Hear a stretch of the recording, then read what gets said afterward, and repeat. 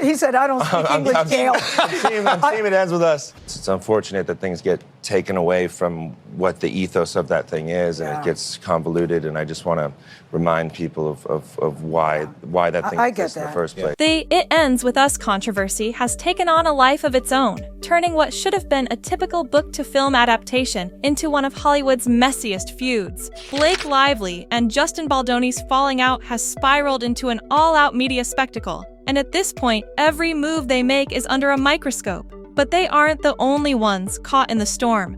Everyone even remotely associated with the project has found themselves answering uncomfortable questions.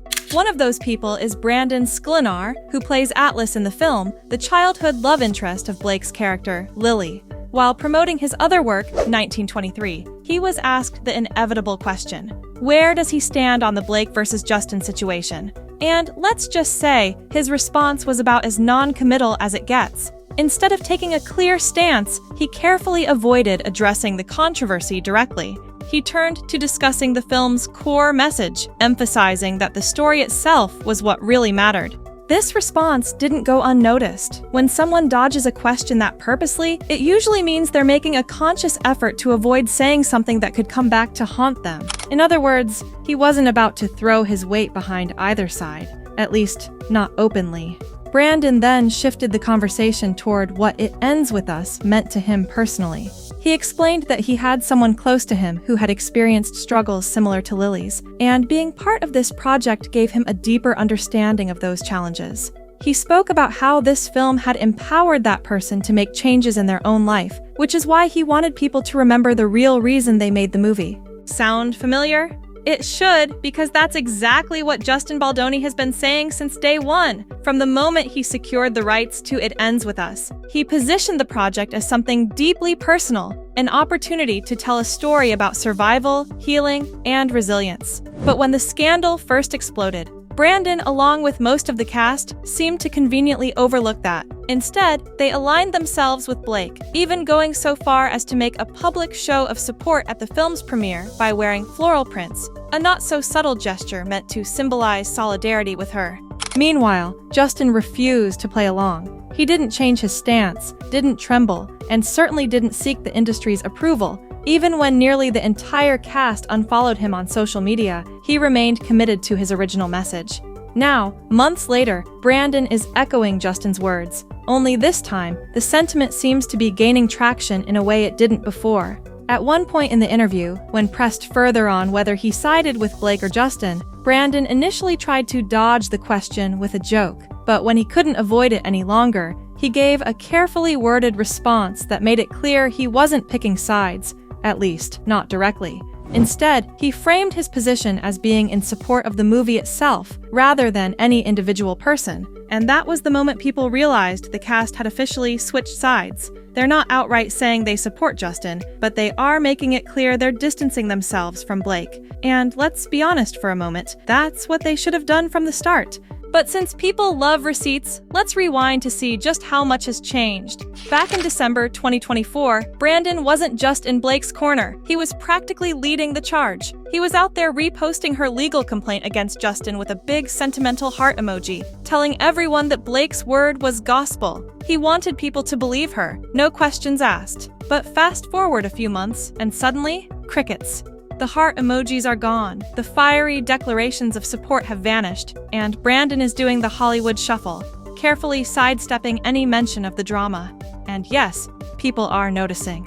This is exactly why so many people side-eye Hollywood. At the start of this mess, Blake was the safer bet. She was the bigger star, the A-lister with the powerful connections. Of course, the industry rushed to her side. No one wanted to be caught on the wrong team. But now that the public is actually paying attention to the details, not just the headlines, people are realizing they might have been a little too quick to pick sides. And when Hollywood senses a shift in power, the backpedaling begins. But Brandon is not the only one suddenly rethinking his stance. There's another co-star whose silence is getting real loud. Isabella Ferrer, who plays young Lily in It Ends With Us, was once one of Blake's loudest supporters. She was right there following Blake's lead, backing her up every step of the way. But now, she's completely gone silent. No more public praise, no more team spirit, just a whole lot of nothing. And this is where things get really messy. Justin Baldoni's lawsuit included actual screenshots of Isabella's texts from when she was filming the movie, and they paint a very different picture from the one she tried to sell later. Back then, she had nothing but glowing words for Justin. She described him as an incredible director, someone who was thoughtful, intelligent, and genuinely sincere. She even thanked him for making the set feel safe and supportive, hardly the villain she later made him out to be. And here's the wild part. Isabella filmed all of her scenes when Blake wasn't even on set. So at the time, there was no drama, no division, no tension. Everything was fine. But fast forward to the promotional tour, and suddenly, she had completely switched sides. Instead of praising Justin, she was openly avoiding any association with him. And what changed in between? Oh, that's right. She spent time with Blake. At the premiere, Isabella was practically gushing over Blake, making it very clear where her loyalties lay. Her entire outfit was styled by Blake. Right down to the jewelry and shoes, every single piece was hand-picked by her. Isabella even admitted she was overwhelmed by the whole experience, openly fangirling over Blake's influence. And if that wasn't enough, there's another little detail that makes this whole situation even sketchier.